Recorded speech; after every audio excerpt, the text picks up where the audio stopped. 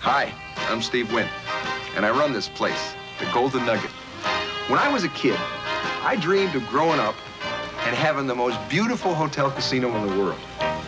This is the Golden Nugget of Atlantic City. It has everything. The penthouses in this hotel. Which way is the showroom?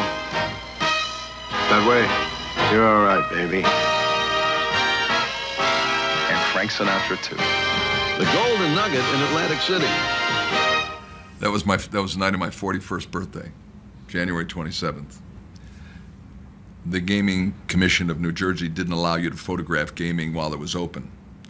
So we had a birthday party that Frank hosted with me, using my birthday as the excuse for bringing in big customers. We kept the staff. The casino had to close at 4 a.m. We kept the staff till 5 a.m. and we did that commercial at 5:15 in the morning, and we put on makeup after the party at 4 o'clock in the morning. And Frank was up in the bar upstairs having a good time with friends, waiting to do the spot.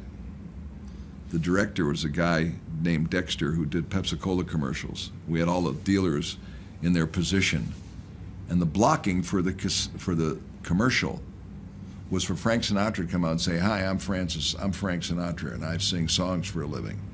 And all my life, I've been singing in saloons, but I never thought I'd sing in a saloon like this one.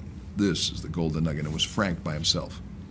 He had had an unfortunate experience at the Baccarat table where they failed to give him credit on demand because they got confused. He lost his temper and got steamed up, and it upset him. So when it came time to do the commercial, he was still sort of irritated. And we did the commercial his way. And Ron Dexter, the director, called me over, and they had this dolly shot with the camera on a rail.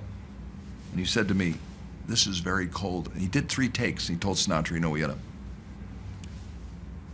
the timing wasn't just right. And Frank did it 3 times.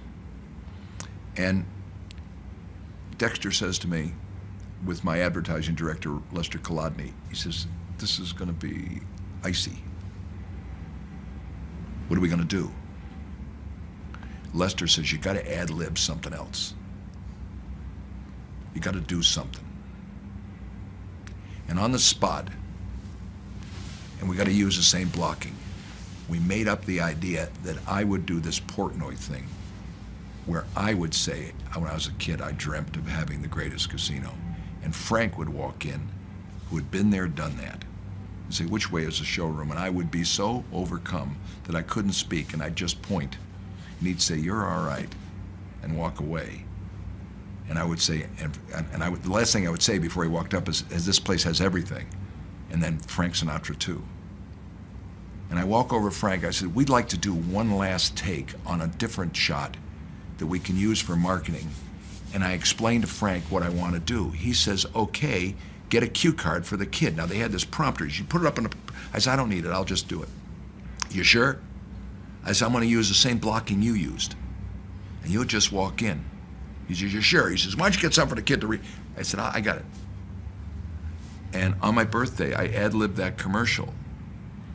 And Frank gave me a pinch and said, "You're all right, baby." And he wasn't supposed to say baby, and I looked at the camera and said, "Baby." You know, with a hurt look, like no respect. And Frank Sinatra, too. And that's how I got into a commercial with Frank Sinatra, as an accident on my birthday.